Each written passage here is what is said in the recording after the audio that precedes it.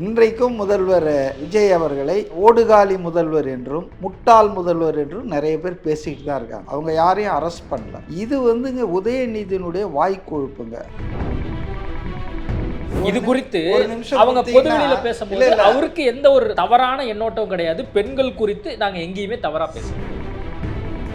மேகதாதில் அணை கட்டுவதை தடுக்க தவறிய தாவேக அரசை கண்டிக்கிறோம். ஆனா கட்டாங்களா சொல்லுங்க. என்னங்க அயோக்கியதானம், பொய் சொல்றதுக்கு ஒரு அளவு இல்ல. மேகதாது பிரச்சனை 1948 இருந்து இருக்குங்க. 48ல விஜய் பிறக்கிறதுக்கு 26 வருஷத்துக்கு முன்னாலேயே வந்துருச்சு இந்த பிரச்சனை. கட்டி முடிச்சுட்டாங்களாம். இந்த 75 நாள்ல தாவேக ஆட்சியில கக்கூச கூட கட்ட முடியாதுங்க. என்ன பேசுறாங்க? அப்போ எவ்வளவு காழ்ப்புணர்ச்சி, எவ்வளவு பகை உணர்ச்சி திமுகவுக்கு இருக்கு.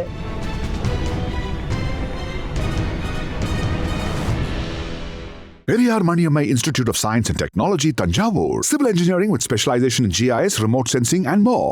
Lion'a dates. இது தரும் ஆரோக்கியம் இயற்கையானது. Lion'a premium dates. IBC Tamil நேயர்களுக்கு வணக்கம். இன்றைய சிறப்பு நேர்காணலில் நம்மோடு இணைந்திருக்கிறார் அரசியல் விமர்சகர் மதிவாணன் அவர்கள். வணக்கம். வணக்கம். கைது நடவடிக்கை தொடர்ந்து திமுக மேல குறி வச்சு நடைபெற்று வருகிறது. அரசியல் பழிவாங்கலுக்காக இதை பண்றாங்க அப்படின்னு சொல்லி தொடர்ந்து திமுகவினர் சொல்லிட்டே இருக்காங்க. அண்மையில் நடந்த அந்த கைது விவகாரத்தை கூட நம்ம பார்த்தோம். தொடர்ந்து ஏன் இந்த அரசியல் பழிவாங்கல் நடந்துகிட்டே இருக்கு அப்படிங்கிறதான் பிரதான கேள்வி. இல்லை இதை நீங்களும் அரசியல் பழி வாங்குதல்னு சொல்றீங்களா? திமுக சொல்றதே என்னால் புரிஞ்சுக்க முடியும். ஆஸ் ஏ மீடியா பர்சன் நீங்கள் அதை அரசியல் பழி வாங்குதல் நினைக்கிறீங்களா? என்னை பொறுத்த வரைக்கும் இல்லை. ஏன்னா இன்றைக்கும் முதல்வர் விஜய் அவர்களை ஓடுகாலி முதல்வர் என்றும் முட்டாள் முதல்வர் என்றும் நிறைய பேர் பேசிக்கிட்டு தான் இருக்காங்க. அவங்க யாரையும் அரெஸ்ட் பண்ணல. இது வந்துங்க உதயநிதியினுடைய வாய்க்கொழுப்புங்க. ஏற்கனவே முதல்வராக இருந்த வயசில் மூத்த முன்னாள் முதல்வர் எடப்பாடி பழனிசாமியை பற்றி இவர் என்னெல்லாம் பேசினார், எவ்வளோ அசிங்கமாக சசிகலா காலுங்கீழே உள்ள பூந்து வந்தாருன்னெலாம் பேசிகிட்டு இருந்தார். ஸோ இது பெண்களை சிறுமைப்படுத்துறதெல்லாம் அவங்க தாத்தா கிட்ட இருக்கு, அவங்க அப்பா கிட்ட இருந்தது, அது அப்படியே பரம்பரையாக வந்திருக்குங்க. அவங்கள பொறுத்த வரைக்கும் நான் எங்கேயுமே தவறா பேசல அப்படிங்கிற ஸ்டேட்மெண்ட்டை தொடர்ந்து சொல்லிட்டே இருக்காங்க. இது குறித்து அவங்க பொதுவெளியில பேசும்போது அவருக்கு எந்த ஒரு தவறான எண்ணோட்டம் கிடையாது. பெண்கள் குறித்து நாங்க எங்கேயுமே தவறா பேச. சரி, ரைட். நான் இப்போ அதை ரீக்ரியேட் பண்ணுறேன். தஞ்சாவூரில் நடந்த விவசாயிகளுக்கு ஆதரவு அந்த ஆர்ப்பாட்டத்தில் உதயநிதி பேசிகிட்டு இருக்காரு. பேசிகிட்டு இருக்கும்போது அவர் ஒரு வார்த்தை சொல்கிறாரு. அதாவது இந்த விவசாய பிரச்சனை மேகதாதெல்லாம் கிடையாது, காவேரிலாம். அவருக்கு ஒரே ஒரு லட்சியம், ஒரே ஒரு குறி அப்படின்றாரு. அப்போ இதில் இருந்து ஆடியன்ஸ்லேருந்து திரிசான்றாங்க. அப்படின்னு நிறுத்திட்டாரு. அவங்க திரிசான்றாங்க. இவர் சிரிச்சுக்கிட்டு ஒரு கேப் விட்டு எங்கே தண்ணி வருதோ இல்லையோ அங்கே தண்ணி வந்தாகணுன்றாரு. அப்புறம் அவர் ஒரு செகண்ட் கழிச்சு நான் காவேரி தண்ணியை சொன்னேன்றாரு. ஸோ அப்போ முன்னால் சொன்னது அவருக்கே கொஞ்சம் குற்ற உணர்வு வந்துச்சு. அவர் காவேரி விவகாரம் குறித்து பேசிட்டு இருக்காரு. அந்த மாதிரி தருணத்துல சப்ஜெக்ட் டைவர்ட் ஆயிடக்கூடாது. அவங்க திடீர்னு அந்த நேம நடிகை பேரை சொல்லிட்டாங்க. அப்போ பார்க்கும் பொழுது நான் தான் ஏதோ அதை சொல்லிட்டேன் அப்படிங்கிற மாதிரி இருக்கக்கூடாதுங்கிறது நான் காவேரியை பற்றி பேசிட்டு இருக்கேன். That is right. அவங்க திரிசானாங்க. இவர் தலைவர்ன்ற முறையில் என்ன பண்ணியிருக்கணும் அந்த கூட்டத்தில்? அதெல்லாம் பேசாதீங்க, அப்படிலாம் சொல்லக்கூடாது. ஏன்னா திரிசா என்பவர் ஒரு நடிகை. அவருக்கும் அரசியலுக்கும் சம்மந்தம் இல்லை. அவருக்கும் காவேரி நீர் பிரச்சனைக்கு சம்மந்தம் இல்லை. அவர் என்ன கன்னடத்துக்காரியா?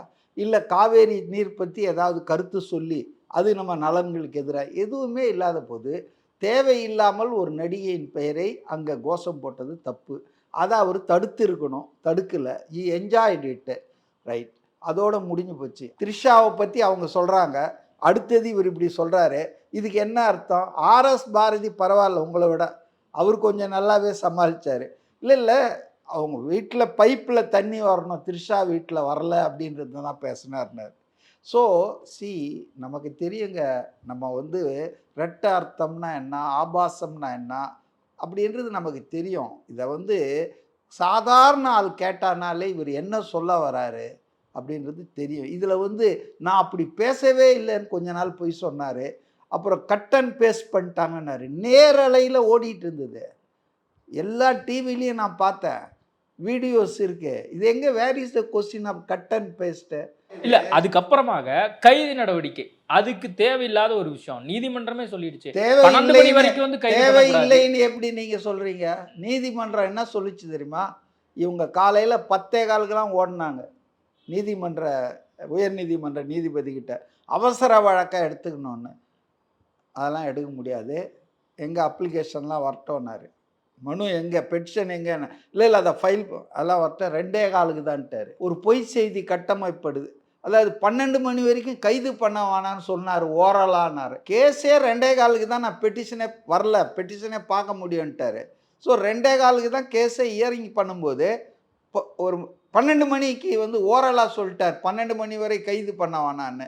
அது என்ன 12 மணின்னு தெரில. அதாவதுங்க, நான் என்ன சொல்கிறேன்னா, ஜட்ஜி வந்து நீங்கள் விசாரிக்கக்கூடாதுன்னு சொல்ல, எந்த அளவுக்கு சொன்னார்னா நடுநிலையாக, நீங்கள் வந்து அவரை விசாரித்து நாளைக்கு சட்டசபையில் பட்ஜெட் செஷன் இருக்கிறதால அவர் லீடர் ஆஃப் ஆப்போசிஷனாக இருக்கிறதால இதை கணக்கு வச்சு இன்று இரவுக்குள்ளே நீங்கள் உங்கள் விசாரணையை முடித்து அனுப்பிச்சிருங்க. அவர் தஞ்சாவூர் கூப்பிட்டு போகக்கூடாதுன்னு சொல்ல, போலீஸ் விசாரிக்கக்கூடாதுன்னு சொல்ல, அவரை அழைத்துட்டு போகிறது தப்புன்னெலாம் சொல்ல. அவர் என்ன சொன்னார்னா, please complete the enquiry today it self. ஏன்னா நாளைக்கு அவர் வந்து இங்கே கடமையாற்றணும் அப்படின்றதுக்காக. நெவர் ஈ செட் நீங்கள் அவரை கூப்பிட்டு போகக்கூடாது, அவரை விசாரிக்கக்கூடாது, அவர் வீட்டிலேயே விசாரிச்சுட்டு விட்டுருங்கலாம் சொல்ல. அதே போல் உதயநிதிக்கு என்ன சொன்னார்னா நீதிபதி, நீங்கள் ஃபுல்லாக கோஆப்ரேட் பண்ணுங்கள், அவங்க விசாரணைக்கு முழுசாக ஒத்துழைப்பு கொடுங்கன்னாரு. So there ends the matter. ஆனால் இந்த வழக்கு விசாரணை வரும்போது அரசின் தலைமை வழக்கறிஞர் என்ன சொன்னார் தெரியுமா? நாங்கள் ரிமாண்ட் பண்ணுற நோக்கம்லாம் இல்லைங்க. மிகப்பெரிய ஒரு ஆதரவு வந்தோடனே உதயநிதிக்கு, அதுக்கப்புறம் அப்படியே மாத்திட்டாங்க. அரசு வழக்கறிஞர் மாத்தி பேசிட்டாரு. அரசு வழக்கறிஞர் இந்த பிரச்சனை ஹைகோர்ட்டில் வரும்போதே நாங்கள் ரிமாண்ட் பண்ணுற நோக்கம்லாம் இல்லைங்க, நாளைக்கு சட்டசபையெல்லாம் இருக்குது, அவரை வந்து அந்த பதிவான இடத்துக்கு கூப்பிட்டு போய் விசாரிச்சுட்டு விட்டுருவோம், விசாரிக்கிறதுக்கு தான் கூப்பிட்டு போகிறாங்க, வேற எதுவுமே இல்லைன்னு அவர் அப்போவே சொல்லிட்டாரு. தேர் எண்ட்ஸ் த மேட்டர்.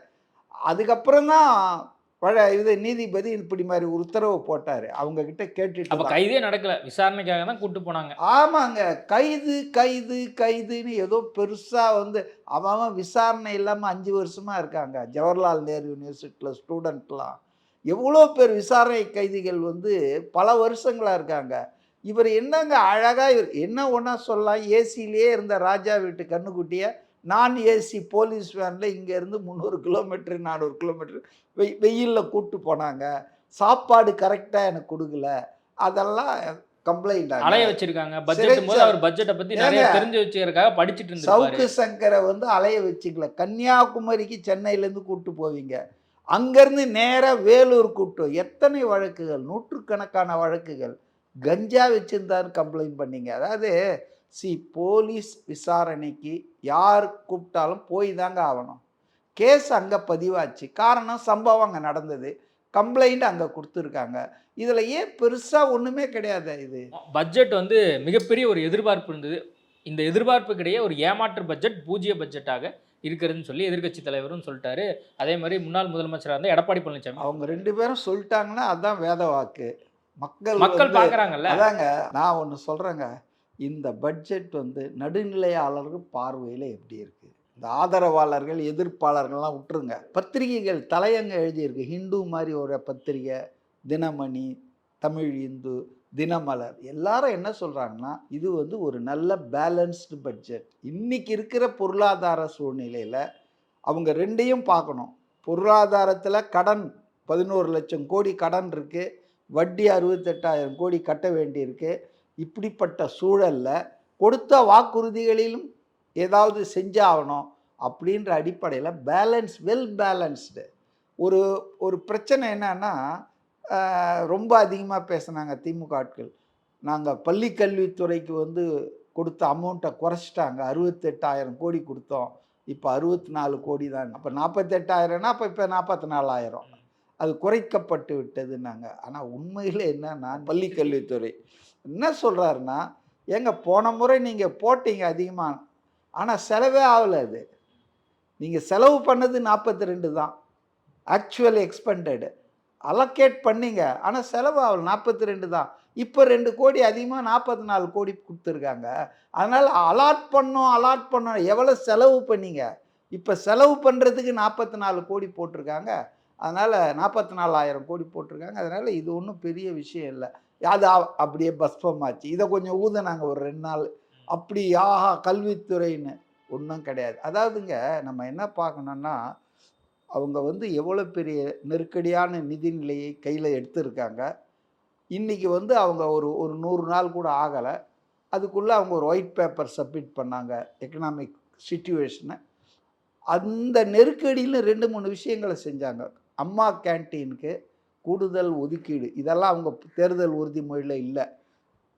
அதை வந்து கொடுத்து புதுப்பித்து புதிய பாத்திரங்கள் உபகரணங்கள் வாங்கி தரமான சுவையான மலிவான உணவு என்ஷூர் பண்ணிட்டாங்க. முன்னால ஜெயலலிதா இருக்கும்போது எப்படி துவங்கும்போது மக்கள் அப்படி போய் 1,00,000 பேர் ஆயிடுச்சுங்க. நான் சொல்ல டைம்ஸ் ஆஃப் இந்தியாவிலலாம் எழுதியிருக்காங்க. அதாவது 30,000 பேர் 20,000 பேர்னு போயிட்டு இருந்தது ஒரு நாளைக்கு. இன்றைக்கி 1,00,000 தாண்டுதுன்னு சொன்னால் அப்போது எவ்வளோ பேர் அதனால் பயனடைகிறாங்க. இது ஒரு முக்கியமான விஷயம். பட்ஜெட்டுக்கு முன்னாலே பண்ணாங்க. அதே போல் முந்தைய திமுக அரசு வந்து காலை உணவு திட்டம் சிறப்பான திட்டம். நான்லாம் வாயார பாராட்டின திட்டம். 1வதுலேருந்து 5வது வரைக்கும் ஒரு திட்டம் முதலமைச்சரின் காலை உணவு திட்டம் போட்டிருந்தாங்க. இப்போ இவர் என்ன பண்ணுறாருன்னா இதெல்லாம் பட்ஜெட்டுக்கு முன்னாலேயே இவர் அதை 8வது வரைக்கும் எக்ஸ்டெண்ட் பண்ணி அதுக்கு ஒரு 800 கோடி ரூபாயை ஒதுக்கி அது வந்து செப்டம்பர் 17 பெரியார் பிறந்த நாள் நினைக்கிறேன் அன்னையிலேருந்து அதை அமுல்படுத்த போகிறாங்க. அதுக்கான ஏற்பாடுகள்லாம் பண்ணியாச்சு. இது பட்ஜெட்டில் இல்லாதது, அவங்க சொல்லாதது. இன்னொன்றும் செஞ்சார் அவர். பெருந்தலைவர் காமராஜர் காலை உணவு திட்டம்னு சொல்லி ரொம்ப என்னை பொறுத்த வரைக்கும் காமராஜர் வந்து தமிழ்நாட்டுக்கு பண்ண மாதிரி எந்த முதலமைச்சருமே செஞ்சது இல்லைங்க. ஆனால் அவர் பேரே சொல்கிறது கிடையாதுங்க யாரும். பஸ் ஸ்டாண்ட்லேருந்து கடை வரைக்கும் எல்லாம் கலைஞர் படிப்பகம் எல்லாமே கலைஞர் தானா? அதுக்கு முன்னால் இருந்தவங்கலாம் எதுவும் பண்ணலையா? எம்ஜிஆர் ஜெயலலிதாலாம். அதனால் காமராஜர் மறக்கடிக்கப்பட்டார் திட்டமிட்டு. அதை இன்றைக்கி வந்து அந்த நினைவில் கொண்டு வராரு. ரொம்ப நல்ல விஷயமாக நான் பார்த்தேன். அது இல்லாமல் இன்றைக்கி எல்லாரும் எதிர்பார்த்தாங்க நீங்கள் சொல்கிற மாதிரி அந்த 2,500 ரூபாய் மகளிருக்கு இது வந்து உரிமை தொகையை அதிகப்படுத்துவாங்க அப்படின்னு நினச்சாங்க. அதே போல் அந்த 6 சிலிண்டர் அதை பற்றி எதாவது அறிவு இருக்கா? ஆனால் எல்லாத்தையும் உடனே செய்ய முடியாதுங்க. இப்போ சொன்ன வாக்குறுதி இவங்க நிறைவேற்றல. இல்லை நிறைவேற்றலன்னு சொல்லக்கூடாது. 5 ஆண்டுகளுக்கு முழுமையாக அவங்களுக்கு டைம் இருக்கு. இப்போ இது உரிமை தொகையை அறிவிச்சுட்டு 21 ஆட்சிக்கு வந்தார் திரு ஸ்டாலின் அவர்கள். அவங்க ஜெயிச்சதுக்கே அதுதான் மெயின் காரணம்.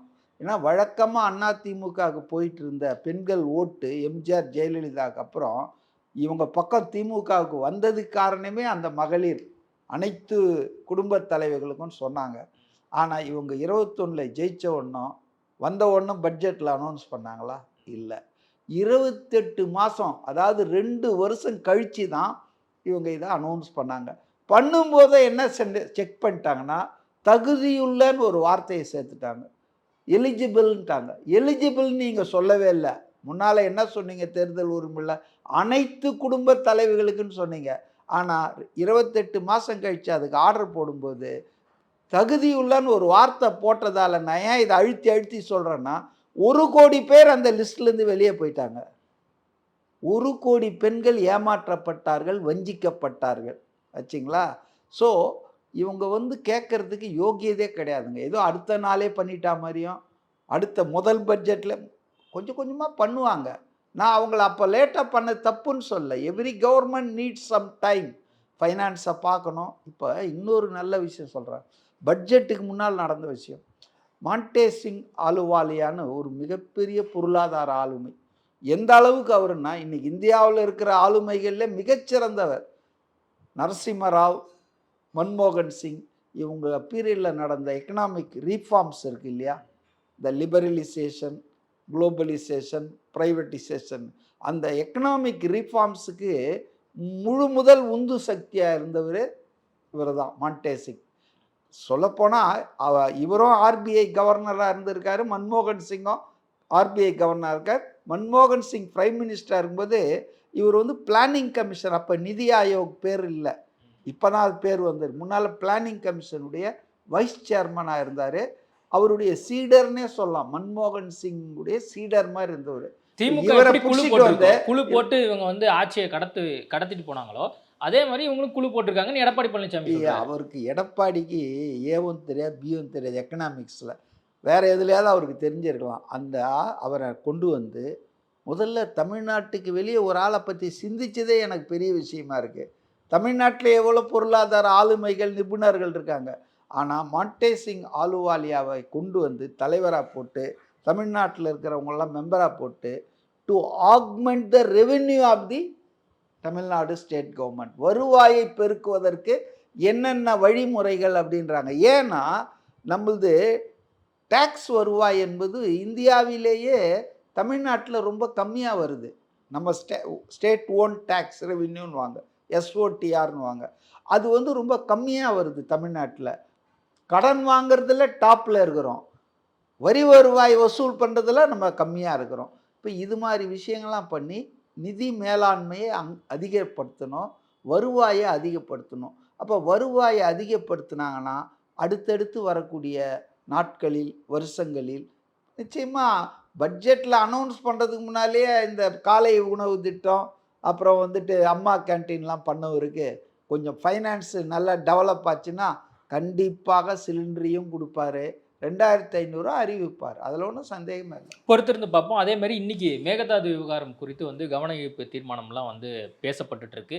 இந்த மாதிரி தருணத்தில் முதலமைச்சர் வந்து கர்நாடகா போவது குறித்துமே வந்து அதிகாரப்பூர்வமாக ஆமாம் நான் யோசித்தேன். ஏன்னா உலக நாடுகள்லாம் பல்வேறு போர்கள் நடந்துட்டு இருக்கு, அதை கூட பேச்சுவார்த்தை மூலிமா தீர்வு காணும் பொழுது இதுவும் வந்து நம்ம ஒரு இனிஷியேட் பண்ணி பார்ப்போம் அப்படின்னு சொல்லி நம்ம பண்ணோம். இந்த மாதிரி விஷயங்கள் எல்லாம் வந்து நம்ம பண்ணுவதன் மூலமாக ஏதாவது நல்லது நடந்தால் மக்களுக்கு நல்லது தானே அப்படிங்கிற விஷயத்த வந்து அவர் சொல்லியிருக்காரு. இது எப்படி பார்க்குறீங்க? அதாவதுங்க மிஸ்டர் விஜய்கிட்ட எனக்கு பிடிச்சது என்னென்னா, அவர் எப்போவுமே இந்த முன்னால் போன அந்த போட்டு வச்ச ரோட்லேயே போக மாட்டார். Out of box solution try பண்ணுவார். முன்னால் போனாங்க அதே மாதிரி நானும் போவேன், 50 வருஷமாக போயிட்டுருக்காங்கலாம் இல்லை, புதிய பாதையை தேர்வு செய்வார். அப்போ 25 வருஷமாக தமிழ்நாடு முதலமைச்சரும் கர்நாடகா முதலமைச்சரும் இந்த நதி நீர் பற்றி பேசுனதே கிடையாது. எங்கே பேசியிருக்கோன்னா கோர்ட்டில், சுப்ரீம் கோர்ட்டில், காவேரி வாட்டர் மேனேஜ்மெண்ட் அத்தாரிட்டியில், ட்ரிபியூனலில் தான் நம்ம வக்கீலுங்க பேசிகிட்டு இருக்காங்க. ஸோ அவர் இதை மாதிரி பண்ணுறாருன்னு அவர் அறிவிக்கலை, இப்போ தான் அவர் அஃபிஷியலாக சொல்லியிருக்காரு. சிவகுமார் அவர்கள் வந்து பிடிஐ செய்தியாளர்கள்கிட்ட சொன்னார், இது போல் வந்து mister Vijay Tamil Nadu chief minister வந்து எனக்கு லெட்டர் போட்டிருக்காரு, என்னை சந்திக்கணும்னு சொல்லியிருக்காரு, நாங்கள் முடிவு பண்ணியிருக்கோம் 3ஆம் தேதி ஆகஸ்ட்டு சந்திக்கிறோன்னு சொல்லி, நாங்கள் சந்தித்து பேசி 2 மாநிலங்களுக்கும் நல்லதை செய்வோம், நானும் அவரும் சேர்ந்து ஒரு ஒற்றுமையை கொண்டு வரணும்னு நினைக்கிறோன்னு சொன்னார். சொன்னவர் 24 மணி நேரத்தில் அதை வாபஸ் வாங்கினார். ஏன்னா இவர் இப்படி சொன்ன உடனே அந்த ஆர்டரை நம்ம கொடுத்தாங்க இல்லையா, ஒரு வினாடிக்கு வந்து 3500 கன அடி 15 நாளைக்கு கொடுக்கணும்னு சொல்லிட்டு, அந்த ஆர்டர் வந்ததுலேருந்து அங்கே ஆரம்பிச்சிட்டாங்க கன்னட அமைப்புகள்லாம் ஒரே பந்த்து. 13ஆம் தேதி பந்தெல்லாம் கால்பவர் பண்ணியிருந்தாங்க, போராட்டம். அப்புறம் நம்ம விஜய் அவர்கள் படம் ஒரு 52 தியேட்டரில் நிறுத்தினாங்க, போஸ்டரை கிழிச்சாங்க, அப்புறம் பயங்கரமாக ரகலாயாச்சு. அப்போ அவர் என்ன பண்ணிட்டாருன்னா, திரும்ப அவரே பத்திரிகையாளரை கூப்பிட்டு இது போல் ஒரு பதட்டமான சூழ்நிலை இருக்குது, அதனால் நான் வர வேண்டாம்னு திரு விஜய் அவர்களை கேட்டுக்கொண்டேன். ஒரு கார்டியல் அட்மாஸ்பியரில் நம்ம பேச்சுவார்த்தை நடத்தினா தான் நல்லாயிருக்கும். என் நண்பர் மிஸ்டர் விஜய் அவர் வரும்போது யாராவது அவரை எதிர்த்தோ அவரை தாக்குற மாதிரியோ கோஷங்கள்லாம் போட்டால் அது எனக்கு ரொம்ப புண்படும். ஆகவே we will wait for some time, இதெல்லாம் நிலைமை சீரடிஞ்சோன்னும் நிச்சயமாக நாங்கள் சந்தித்து பேசுவோம்னு சொன்னார். சரி, இது என்னங்க பின்னடைவு தமிழ்நாட்டுக்கு? அவமானமா? எடப்பாடி பழனிசாமி என்னங்க பார்க்க வராதுன்ட்டாங்களா? என்னங்க இரு நபருக்கான பிரச்சனையாங்க இது? இல்லை, தமிழ்நாட்டு மக்களுக்கு ஒரு எங்க முதலமைச்சரை இவங்க அவமானப்படுத்திட்டாங்க ஐயோ அப்படிங்கிற மாதிரிலாம் இவங்க முட்டாள் முதல்வர்ன்றீங்க, ஓடுகாலி முதல்வர்ன்றீங்க. நீங்கள் வந்து இந்த முதலமைச்சரை மதிக்கிறீங்களா? தமிழ்நாட்டு முதலமைச்சரை, மக்களால் தேர்ந்தெடுக்கப்பட்ட அவரை மதிக்காமல் எடப்பாடி கொல்லைப்புற வழியாக திமுக உதவியோடு முதலமைச்சர் ஆகலான்னு மே மாதம் 4ஆம் தேதி 5ஆம் தேதி ட்ரை பண்ணும்போது இதெல்லாம் தெரியலையா? மக்கள் தேர்வு செய்யப்பட்ட ஆள்னு இதெல்லாம் விடுங்க. நான் ஒரே ஒரு விஷயத்த சொல்ல வரேன். அதாவது விஜய் ஹஸ் ட்ரைடு, அவர் ஒரு முன்முயற்சி எடுத்தார். பேச்சுவார்த்தை நான் அடிக்கடி சொல்கிறது தான், 100 நாள் நீங்கள் வேலை நிறுத்தம் பண்ணால் கூடங்க 101வது நாள் அந்த ஒரு நிர்வாகத்தோடு பேசி உடன்பாடு கையெழுத்தானால் தான் அந்த போராட்டம் முடியும். போராட்டம் பண்ணிக்கிட்டே இருப்பீங்களா? ஸோ நீங்கள் கோர்ட்டுக்கு போகிறீங்க அது லாஸ்ட் ரிசார்ட்டாக தான் இருக்கணும். ஃபஸ்ட்டு ரிசார்ட்டாக போகக்கூடாது.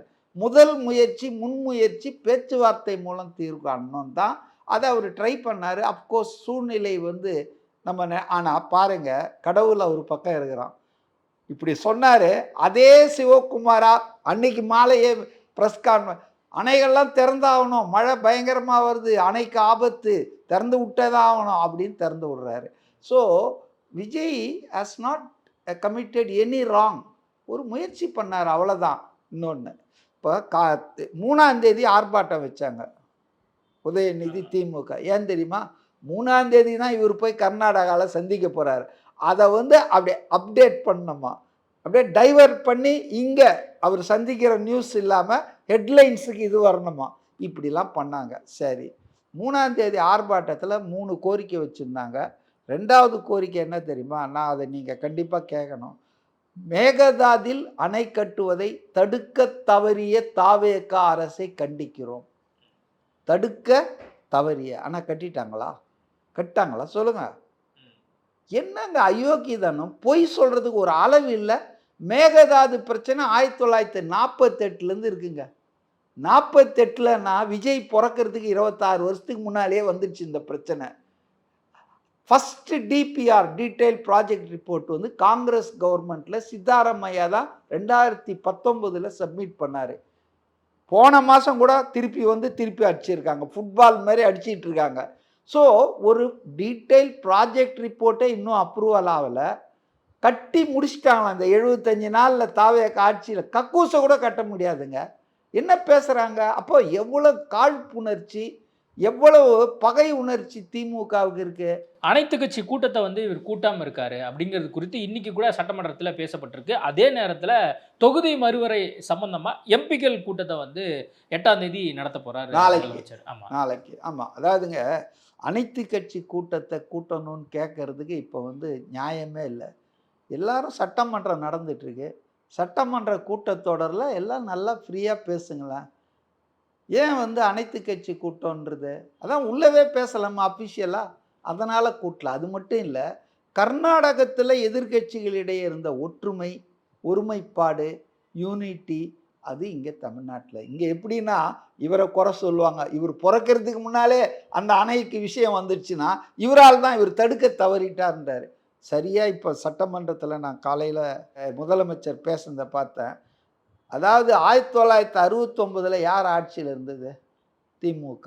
கருணாநிதி தானே. அண்ணா தான் 68 இறந்துட்டார். 69 என் நினைவு சரியாக இருக்கணும்னா பாபு சண்முகம் தான் நீர்வளத்துறை அமைச்சராக இருந்தார். அவர் போய் அங்கே பேசி காவேரி ஆற்றின் குறுக்கே கபினி அணை கட்டப்பட்டது, ஏமாவதி அணை கட்டப்பட்டது, இன்னொரு அணை ஹைரங்கியோ என்னவோ, பல அணைகள் கட்டப்பட்டன. இன்னமும் மேகதாதுக்கு ஏன்னா உலகத்திலே பிரச்சனைன்றாங்களே. திமுக ஆட்சியில் கருணாநிதி அவர்கள் முதலமைச்சராக இருக்கும்போது எப்படிங்க இந்த அணையெல்லாம் கட்டப்பட்டது? ஏங்க அதை தடுக்கலை? இன்றைக்கி அவங்க பெருசாக தமிழகத்தை காப்போம், கச்சத்தீவை யாருங்க கொடுத்தது? இலங்கையில் கொத்து கொத்தா தமிழர்கள் செத்துக்கிட்டு இருக்கும்போது எல்லாம் முடிஞ்சிடுச்சு நல்லபடியாக அப்படின்ட்டு காலையில் ஆரம்பித்த பட்டினி போராட்டத்தை மத்தியானமே முடிச்சுட்டு போய் வீட்டில் படுத்துக்கினவர் யாருங்க? தமிழின தலைவர்னு சொல்லிட்டு இருக்கிறவர் தானே. கொடுங்கோலன் ராஜபக்சே விருந்து கொடுத்தா அதுக்கப்புறம் கனிமொழியிலிருந்து திருமாவளவன் உள்பட அப்படியே பேசி இனிப்பு பேசி எவ்வளோ ஜாலியாக இருந்தாங்க. புகைப்படம்லாம் பார்த்தோம். அதனால் நாங்கள் தான் தமிழ்நாடு, நாங்கள் தான் தமிழ்நாட்டை காப்பாற்றுவோம்னா சும்மா பேச்சுங்க. Vijay is taking correct stand in right direction. இவங்களுக்கு வந்து அரசியலில் தாங்கள் அதிகாரத்தை இழந்து விட்டோம், ஆட்சி பறி போயிடுச்சு, அதோட தங்கள் ஊழல்கள் ஒன்று ஒன்றா கிளறப்படுகிறது, விசாரிக்கப்படுகிறது, வழக்குகள் தொடுக்கப்படுகிறது.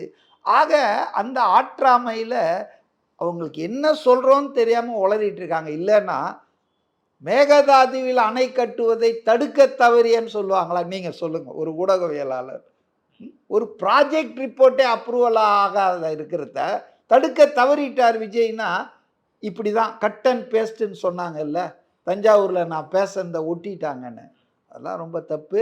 இப்போ அவங்க இன்னும் எக்ஸ்போஸ் ஆக போகிறாங்க. கேள்விப்பட்டேன், வில்சன் இருக்கார் இல்லையா, எம்பியாகவும் வழக்கறிஞராகவும் பத்திரிகையாளர் ஜேர்னலிஸ்ட் 2 பேர் மேலே மான நஷ்ட ஈடு கேட்டிருக்கிறாராம். நீங்கள் தவறாக செய்தியை போட்டாங்கன்னு இன்னும் போய் அம்பலமாக போகிறாங்க நீதிமன்றத்தில். அதை அவங்க ப்ளே பண்ணுவாங்கல்ல ஜட்ஜஸ் முன்னால்.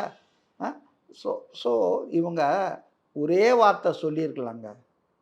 இவ்வளோ பிரச்சனை ஆன பிறகு ஸ்டாலினாக இருந்தாலும் உதயநிதியும் தவறு நடந்துச்சுங்க, அப்படி நடந்திருக்கக்கூடாது, நாங்கள் அந்த எண்ணத்தில் நாங்கள் பேசலை, தவறாக புரிந்து கொள்ளப்பட்டது, அதுக்காக நாங்கள் உள்ளபடியே வருந்துகிறோம், யார் மனசும் புண்பட்டிருந்தான்னு சொல்லியிருந்தாங்கன்னா தேர் எண்ட்ஸ் த மேட்டர். ஆனால் அனுபவம் வாய்ந்த ஸ்டாலின் என்ன அறிக்கை விடுறாரு தெரியுமா, சில தலைவர்கள் கண்டிக்கிறார்கள் தவறாக புரிந்து கொண்டு, ஆபாசமாலாம் ஒன்றும் பேசலை, பெண்களுக்கு எதிராக அவர் எதுவும் பேசலைன்றார். ஏங்க திருமாவளவன், பே சண்முகம், வீரபாண்டியன், ஏன் தமிழிசை சவுந்தரராஜன், எவ்வளோ பேர் இம்மிடியேட்டாக அவங்கெல்லாம் ரியாக்ட் பண்ணாங்க. என்ன பேச்சு இது, issue come of ages. Udhayanidhi இப்போ முன்னாள் நடிகர் இல்லை, திமுகவின் அடுத்த தலைவர்ன்ற அளவுக்கு குடும்ப அரசியலில் ஒரு பரம்பரை அரசியலில் கொண்டு வந்து நிறுத்தியிருக்காங்க. தகுதி இருக்குதா இல்லையா, பட்டு அந்த பதவிக்கு தகுந்த மாதிரி அவர் நடக்கணும்ல. ஏன் இப்படிலாம் பேசுகிறார் அவர், ஆபாசமாக கருத்துக்கள் சொல்வது, இது சரியில்லை. அவர் மாறணும், அவர் முதல்ல, அவர் நல்லதுக்கே நான் சொல்கிறேன். ஓகே சார், நிறைய விஷயங்கள் குறித்து பேசியிருக்கோம். நேர்காணல் கொடுத்ததுக்கு மிக்க நன்றி. Periyar Maniammai Institute of Science and Technology, Tanjavur. Civil engineering with specialization in GIS, remote sensing and more. லயனா டேட்ஸ், இது தரும் ஆரோக்கியம் இயற்கையானது. Lion Liona Premium Dates.